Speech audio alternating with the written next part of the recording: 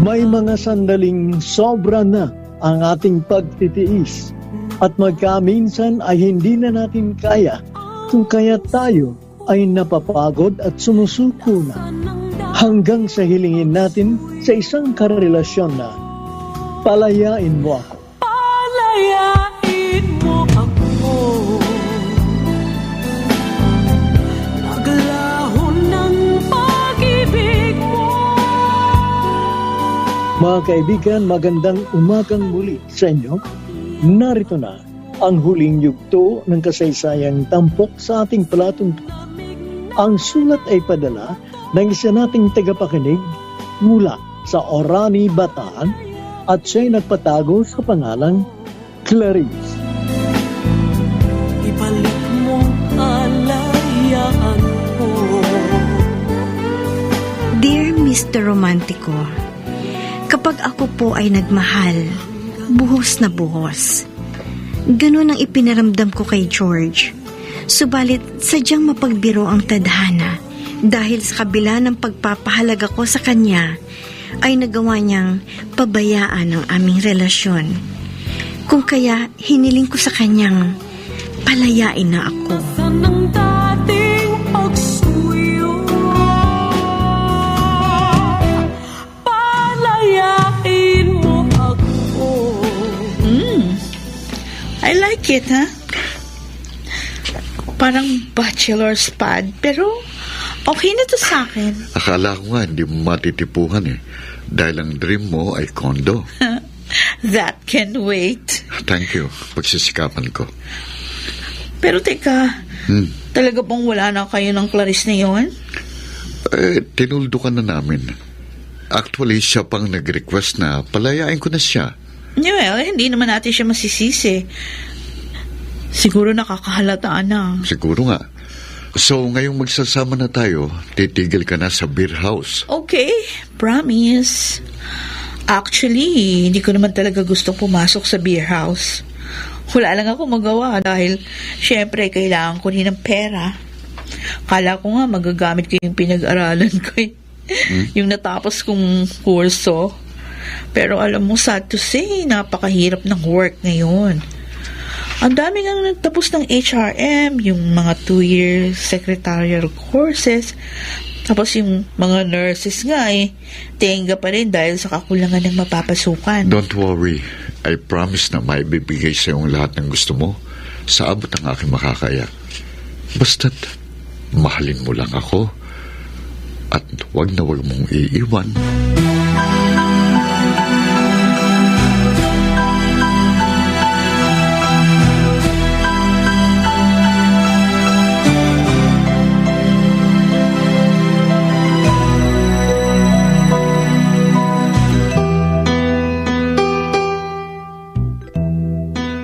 Clarice, huwag kang tanga. Nay, Natuwa ako sa naging desisyon mong makipagkalas ka na kay George.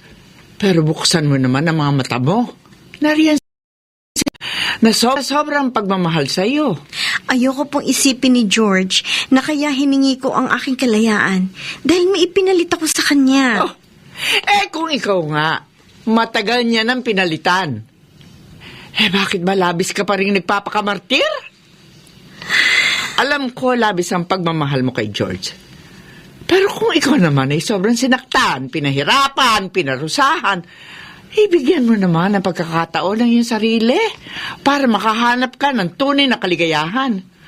At sana naman sa pagkakataong ito maging masaya ka na.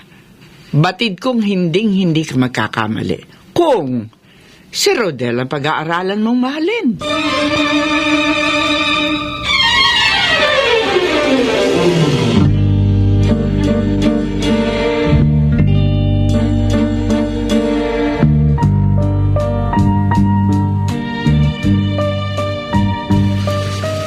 Ang ganda ng tanawin dito sa park.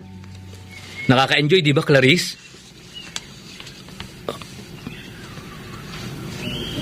Clarice? Hindi ka ba nag-e-enjoy? Aha. Rodel, may sinasabi ka? In-invite kitang mamasyal para malibang ka. Kaso, mukhang hindi ka pa rin masaya na kasama ako. Siguro dahil hindi mo pa rin siya makalimutan. I'm sorry. Pero hindi ako magsasawang maghintay na dumating ang sandaling mahalin mo ako.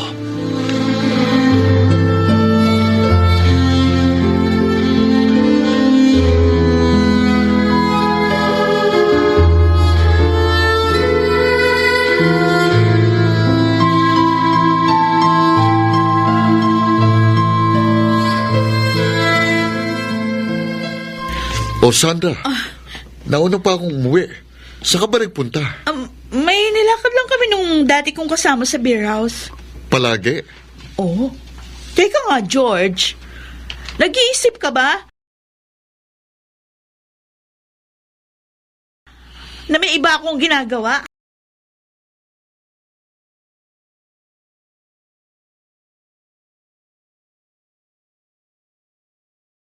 Iba akong ginagawa, ha? Please! Huwag na huwag mong gagawin yan na parang sinasakal mo na ako. Ayoko ng ganitong klaseng relasyon. Okay. I'm sorry.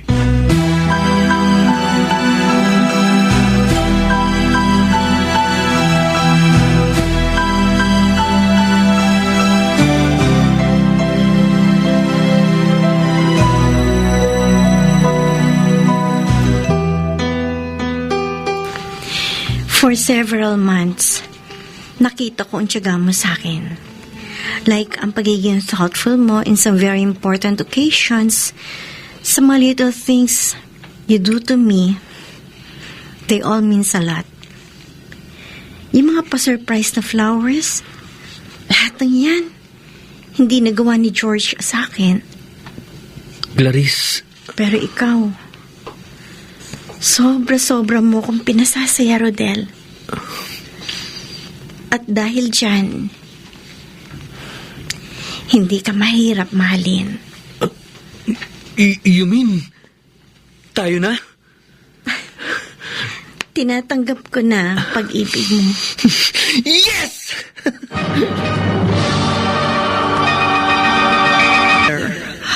Romantiko. Palayain mo ako. Naglaho ng Mr. Romantico, nasaksihan ko po ang katapatan ni Rodel sa akin. Sino mang babae ay sadyang mararahuyo dahil sa kanyang pagiging maalalahanin at mapag-alaga. Napakalaki ng pagkakaiba nilang dalawa ni George. palayain mo ako. Ibalik mong kalayaan ko. Kaming pamilya mo ay labis na nasisiyahan dahil sa naging desisyon mo. Salamat po, Inay. Alam namin hindi ka nagkamali sa pagkakataong ito. Mabait at mabuting tao si Rodel at magandang hangarin niya sa'yo. Sa madalas po namin pagsasama at pamamasyal, minsan ko pa pong napatunayan ang kanyang katapatan.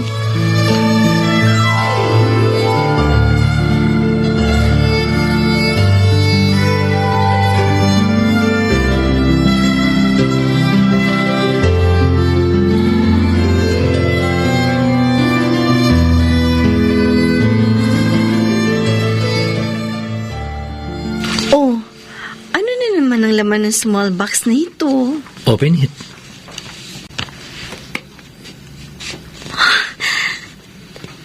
Sing-sing? Oo. Rodel? Nalalaman ko. Totally, hindi mo pa rin nakakalimutan si George. At hindi kita masisisi. Dahil almost 2 years din kayong nag-live-in. Up to now, nasa puso mo pa rin siya. Rodel? Kahit tinanggap mo na ang pag-ibig ko, hindi pa ako nakasisiguro na ako na lang mag-isa ang nasa puso mo.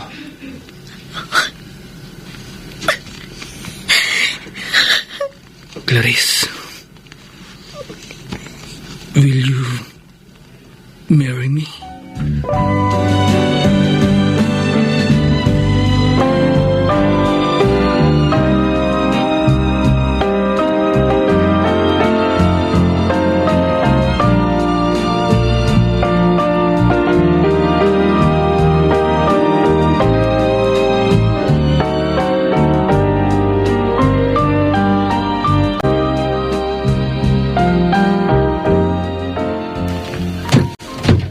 Oh, bakit ang dilim dito sa bahay?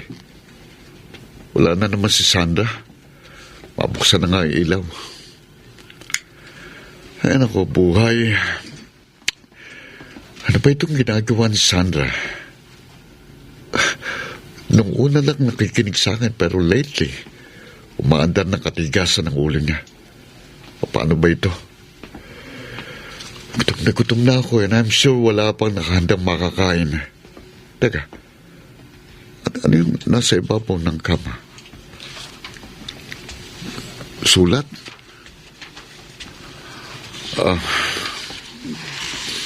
Sulat nga ni Sandra para sa akin. George, Hindi na kita hinintay. Actually, hinakot ko na lahat ng gamit ko sa aparador. Wala akong iniwan ni isa. Nagdesisyon na akong iwan ka. Kasi boring ang life ko pag ikaw ang kasama. I met Gerald.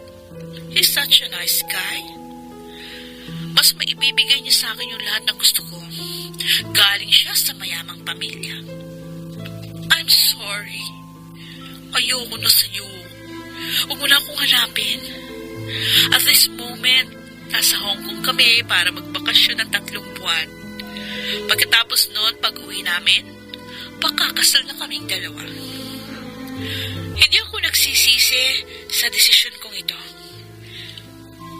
Tanggapin mo na, hindi tayo bagay para sa isa't isa.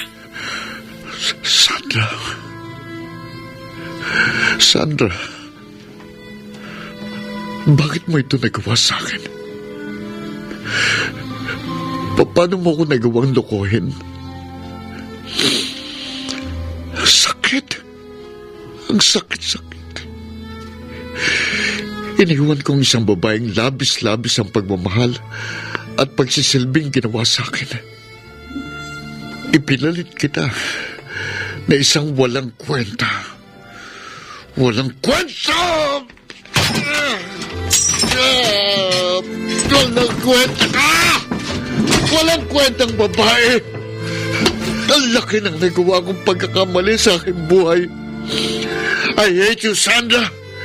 I hate you so much! I hate you! I hate you!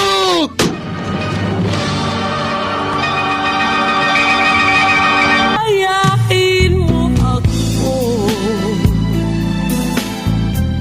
Naglaho na Mr. Romantico, hindi po pala nagtagal ang pagsasama ni na George at Sandra. Marahil ay labis-labis ding pinagsisisihan ni George ang naging desisyon niya. Binaliwala niya ako upang ipagpalit sa isang hindi karapat-dapat sa kanyang pagmamahal. ibalik mong kalayaan ko. Nabalitaan mo na rin pala nangyari. Opo, Ayun, nakarma siya. Yan ang napala niya. nakakaawa naman siya. Ano ka mo? Wala po. Palayain mo ako. Naglaho ng pag-ibig mo. Mga halik at yakap mo. Sinlamig na ng bato. Palayain mo ako.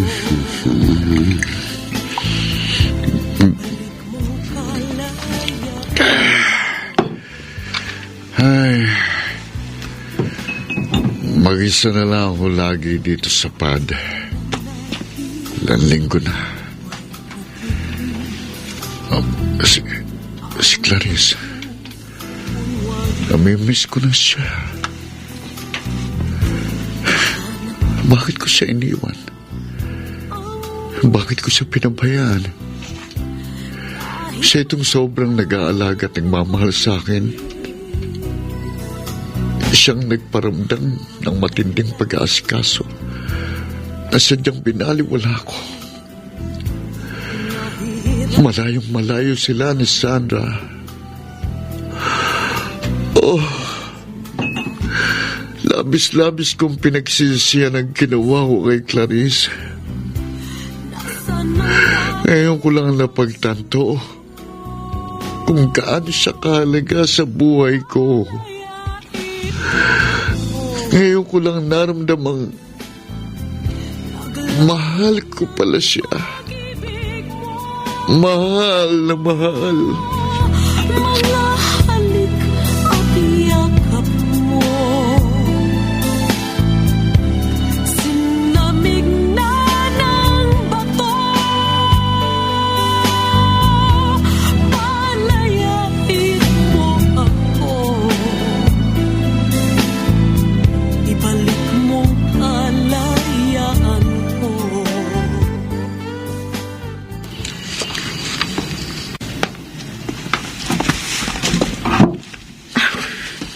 Ikaw pala ang bisitang sinasabi ng inay.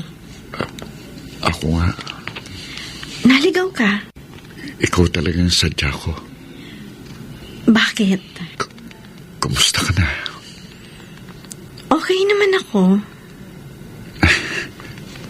Mabuti ka pa. Bakit? Ikaw? Wala na kami ni Sandra eh. Matagal na. Sorry to hear about that. Sobra kong pinagsisisihan ng pag-iwan ko sa'yo. Tapos na yon, George. Huwag na natin pag-usapan. Mapapatawad mo pa ba ako? Matagal na kitang napatawad. Salamat. Let's charge it to experience. Ha? Pwede mo pa ba akong bigyan ng isa pang pagkakataon? Ha? Gusto kong bumalik sa'yo. Ganun ba? George, I'm sorry. Sa Sunday, ikakasal na ako kay Rodel. Clarice. Huli na ang pagbabalik mo. Hangad ko na sana makatagpo ka ng isang babaeng karapat-dapat para sa'yo.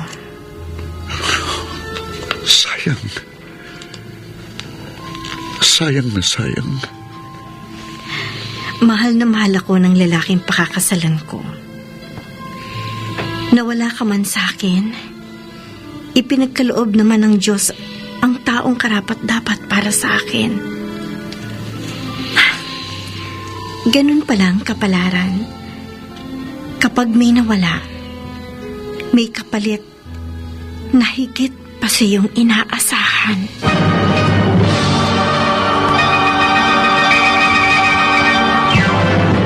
Mr.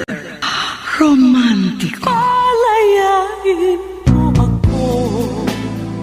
Mr. Romantico, kung bubuksan lang ang puso ko, makikitang may puwang pa rin si George dito. Subalit, ayoko na pong magkamali sa aking desisyon. Tapat at mapagmahal ang lalaking pakakasalan ko. Kaya mananatili din akong tapat sa kanya. Hanggang dito na lamang, lubos na gumagalang, Clarice. Ibalik mo kalayaan ko. Clarice, maraming salamat sa ibinahagi mong kasaysayan ng pag-ibig na hari nawang marami ang nakarelate at ito'y kinapulutan ng aral. Oo nga, nagkamali ka sa una mong relasyon dahil nagmahal ka sa isang taong hindi naman nagawang suklian ang pagmamahal mo hanggang sa kayong dalawa ay magkahiwalay. Subalit sadyang mabait ang Diyos dahil ibinigay niya sa iyo ang isang lalaking tapat kung magmahal. At ngayon, ikaw ay nakatakdang ikasal sa kanya. Huwag mo nang lingunin pa ang nakaraan ninyo ni George sapagkat kahit may pagmamahal ka pa sa kanya, ay hindi na magandang pag-ukulan mo pa siya ng pansin. Higit mong ituon ang iyong atensyon at panahon sa lalaking totoong nagmamahal at tapat sa iyo, sapagkat sa kanya ka tunay naliligaya. Maraming salamat sa sulat mo, Clarice. Ang gumanap sa iyong kasaysayan ay si Chiquita mo. Bilang George, si Phil Cruz. Nakasama si Alan Ortega sa papel na Rodel. Kasama rin si Rosana Villegas bilang Sandra at si Susan Robles. Soundman Jerry Mucha sa musika ni Boboy Salonga